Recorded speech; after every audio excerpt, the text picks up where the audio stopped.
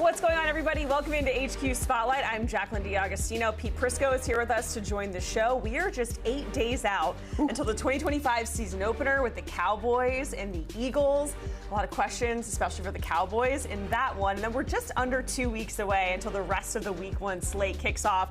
We're going to be focusing on the AFC East today because aside from the Bills, a lot of question marks. And even with the Bills, Pete, some questions there as well. You feeling good about the AFC East really quickly? I think it's the Bills division and everybody else is chasing it. Okay, we're going to get into that in just a moment. But first, we have to talk about some wide receiver news that made headlines here within the division. The Patriots are releasing Kendrick Bourne after he asked to be cut loose in New England. So according to our lead NFL insider, Jonathan Jones, Bourne was granted this after a potential trade with the Vikings fell through. Now, JJ also reporting that the Niners, Bourne's former team, appears to be a top suitor for him, and he could also draw interest from other teams like Miami.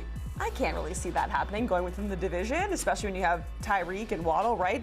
And Pittsburgh could be in there. So we'll see. We'll dive into it. But let's bring in Tyler Sullivan here to join the conversation. We're going to go through questions for every single team, starting with the Patriots. Tyler, I'll kick it out to you first. The receiver room is not where you have questions. It has to do with the corner position, right? Yeah, I mean, I have questions about a lot of pieces of this roster, especially on offense, but I think an underrated one as we get closer to the regular season is the depth at corner. I think that everybody looks at the New England Patriots and says, oh, what are you talking about? Cornerback's a strength of this team. They have Christian Gonzalez. They signed Carlton Davis in free agency to a big money deal. What's the problem? Well, the problem is if one of those guys gets hurt, there's really not a lot to like behind them. And Christian Gonzalez has been out for the past month or so, at least limited in practice, dealing with a hamstring injury. He's been kind of up and down through his early career in terms of being healthy. Carlton Davis, we know from his days with the Detroit Lions, he's been a question mark, hasn't played a full healthy season in his NFL career. So on paper, this looks great, right? You think Christian Gonzalez, a second team all-pro corner, ascending young player, Carlton Davis, an established corner in the NFL. This should be a 1-2 punch in the secondary for the New England Patriots, and it can be, but I have some questions behind them because of the injury concerns that both of those guys have.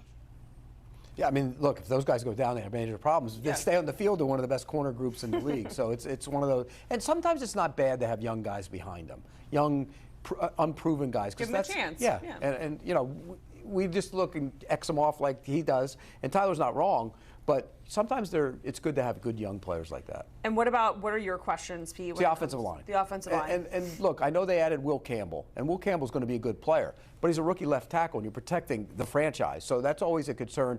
I don't think they've got much better on the interior. Garrett Bradbury's a problem to me. You know, Wilson was a center, and there was some talk he was going to play center, and he still eventually might, but he's going to open at left guard. And I think Bradbury gets overwhelmed at the point of attack by big people, and that could be a problem. So I don't love the offensive line. They'll be better than they've been, you know, adding Moses and getting Campbell, and that'll help a great deal in Wilson.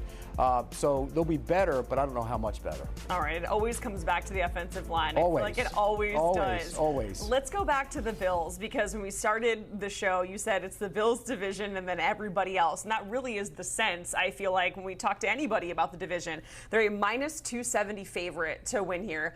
But we still have some questions. So what are they for you, Pete? Corner. Okay. And when I look at the cornerback position, they've always gotten away with that.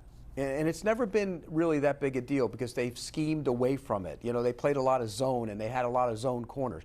Christian Benford is a really good player at one corner. You know, Taron Johnson's a really good player at the nickel corner. They thought they were going to have Hairston right away at the other corner, their first-round pick, Maxwell Hairston, but he's hurt, and he's missed a lot of time. And so Tre'Davious White is now banged up a little bit. So they have an issue at that other corner. How do you handle that? They've been able to scheme around it for years because Sean McDermott plays so much zone, and Bob Babbage does too. They wanted to play more man this year. And so now the question becomes, can you do that if Tre'Davious White isn't there to start the season? By the way, Dorian Strong is a rookie that had a really good camp for them. They have high hopes for him. And another one, you know, when they drafted Kyer Elam, former Gator, in the first round, they drafted Benford. And I remember going to that camp that year, and they said, oh, Benford's better than Elam. And I said, you sure? And they said, no, he is. He was. And they feel like Dorian Strong's a guy that can come in and maybe play for them down the road. Okay. Yeah, and I'm piggybacking off of that. I'm just kind of zooming out a little bit to the defense as a whole. Do they have enough not to compete for the division? As Pete said, this is their division to own. They're the one overwhelming favorites to win it. But when we talk about the Buffalo Bills, we're not talking about the AFC East. We're talking about, can this team finally get over the hump and beat the Kansas City Chiefs, beat the Baltimore Ravens, and get to that Super Bowl and ultimately hoist the Lombardi Trophy? And right now, my questions come on the defensive side of the ball. Specifically, can they get off the field on third down? You talk about maybe corner being a little bit of a question. This team really struggled at rushing the passer last season as well. They were one of the worst teams in the NFL to get after the quarterback when they weren't blitzing. So is Joey Bosa someone that's able to come in and maybe help that unit a little bit more? Because as I said, they were third worst in the NFL on third down last year. I remember specifically a game last year where Josh Allen had 6 total touchdowns, 3 rushing, 3 passing, basically stamped his MVP bid, and they lost that football game because the Los Angeles Rams were dynamite on third down. The Bills couldn't get off the field. So when you're in a division with you're in a conference with Patrick Mahomes, Lamar Jackson, Joe Burrow, to me, it's all about that defensive side of the ball. So can they rush the passer? Can they cover? Those are my questions. You know, it's interesting. He's not wrong, but they addressed a bunch of those issues in the offseason. I think they've done a great job. You know, we talk about depth on the defensive line. They don't have that one guy, when you come to the line of scrimmage, you go, okay, that's him, like Micah Parsons. You got to identify him. Unless Bosa can get back to what he used to be, and quite frankly, they should keep him in bubble wrap until January. I mean, that's what they should do. But they have waves now. Deion Walker, they drafted, and they drafted a bunch of guys in the Sanders from South Carolina in the second round. They got Landon Jackson, another edge rusher. They have guys that can come up. When Ogunjobi and Hoyt get back off their suspensions in 6 weeks, they're going to have 10 guys that they can. They're going to have to cut a good football player. So he's not wrong, but they've addressed it, and I think that group will get them better rushing the passer on third down. So maybe it's not a bad thing not having necessarily a Myles Garrett or a Micah Parsons. No, you'd rather have one of those guys. Yeah, if you could have that, but if you can get by without them and figure it out, I'd rather have one of them. I'd rather have one. Would you rather pay him? You know what? $45 million a year. Oh yeah. I'd rather pay him. Maybe the Bills can call up the Dallas Cowboys. And I don't think he's going anywhere. I don't think so either. Let's go to the Jets, because when we're talking about the Bills, Pete, it's like, can they get over the hump, which is win a Super Bowl? We're not there yet right now with the Jets. They just need to get over the hump in the sense of making the playoffs, right? So Aaron Rodgers could not get them there. We know what happened in that season. But Tyler, what are some glaringly obvious question marks? I guess, what's the main one you're honing in on when it comes to the Jets? Because there are a few. Yeah, there's a bunch. But to me, it all comes back to Justin Fields and whether he evolves as a passer as he now goes on his third team in the NFL.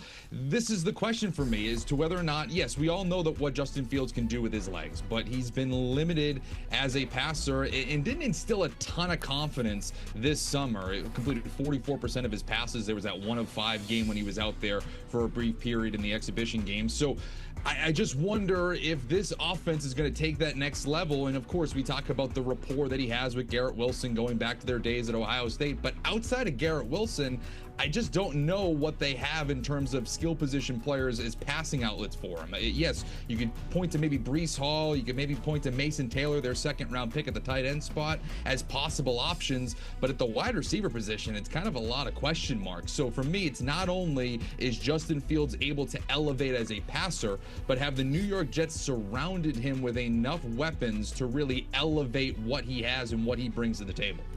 We agree. This is the easiest one of all of them, because the Jets have talent on that team. They've upgraded their offensive line. We know they can be good at defense. I think Aaron Glenn's going to instill a toughness about them. They're going to run the ball more. But it's all about Justin Fields. And can he make the plays from the pocket when he needs to make the plays from the pocket? They'll scheme it up. They'll give him a bunch of stuff where he can get outside the pocket, get creative with him, and he'll be good at that. But when it's time to stand in the pocket and make the throws, will he be able to do that? That's the unknown for them. He's shown flashes of it. So if he can do that, the Jets have enough talent where they could push for a wild card spot, but it's all about Justin Fields.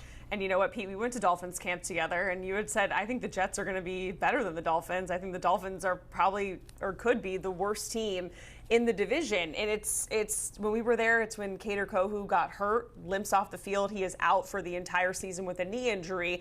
They do just sign Rasul Douglas, but regardless, the cornerback room is a problem. Yeah, and remember, they lost Artie Burns, too, that same week. And they've had all kinds of injuries there. They brought in the veteran Mike Hilton. Everybody thought he was going to be the nickelback. I never did. He didn't run very well last year. He kind of got old and slow. That's never a good thing. So they're going to start a rookie at the nickelback, and from the University of Florida, by the way. And so when you look at it, I think there are major questions at corner. Really, man. Storm Duck, I mean, that's going to be one of their starters. Rasul Douglas might start, and he was on the street until last week. I mean, so, again, if you can't cover in a division with Josh Allen and now Drake May, you have major problems, and I think that's going to be the undoing. I will say this, and we know this because you talked to Jalen Phillips, I think you did. Bradley Chubb. Bradley Chubb. They can rush the passer. 100%. And so sometimes if you can rush the passer well enough, you can cover up the secondary. I don't necessarily think that's going to be the case with this group just yet, but sometimes you can. And Bradley Chubb and Jalen Phillips got to stay healthy, to your point. And Chop Robinson. Robinson there too. If they're healthy, it's good. If not, they might be in trouble. Tyler, what about you? What are your biggest questions for the Dolphins? Yeah, again, I'm kind of just zooming out and looking at this from 10,000 feet, and I just wonder, have the Miami Dolphins peaked? Is this an organization that is now on the downward slope, and we now have to have questions of, is Mike McDaniel on the hot seat? Is he going to make it through the year? What's the future of Tua Tagovailoa? Does this whole organization kind of go in a totally different direction after 2025? Because I look at them and I have the same questions that you guys are highlighting. I have questions about the secondary. I have questions about the offensive line. Patrick Paul, their left tackle now after Teron Armstead retired, had a good summer, but doesn't have the best history after being a second-round pick. So we'll see how he translates. If he doesn't play well, if the entire offensive line doesn't play well, we have to talk about the status of Tua Tagovailoa. Can he stay healthy for a full season? We've seen what that looks like when he has missed time. And I don't know if Zach Wilson or Quinn Ewers really gave anybody a ton of confidence as the QB2 behind him if they were thrust into a starting role. You have questions about Tyreek Hill of where he is at his career. So overall, I just wonder where the Dolphins are going to be seated when the season's all said and done. By the way, Mike McDaniel is on the hot seat, and Chris Greer is on the hot seat. And I think if they don't win this year, they're both out. And I think there'll be changes there. That's literally what I was just going to say. If they don't win a playoff game or get to the playoffs, how much turnover are we going to see, whether it's in the front office, coaching, or at the quarterback position? Pete, Tyler, we certainly appreciate it going through some of the bigger questions that we have for the teams in the AFC East ahead of the season. So here's the lineup for the division in Week 1. You can catch the Jets, Dolphins, and Patriots on CBS, by the way, in Week 1. And then, of course, at 8:20 Eastern on September 7th, we're all going to be watching that, right? Lamar Jackson versus Josh Allen in Week 1.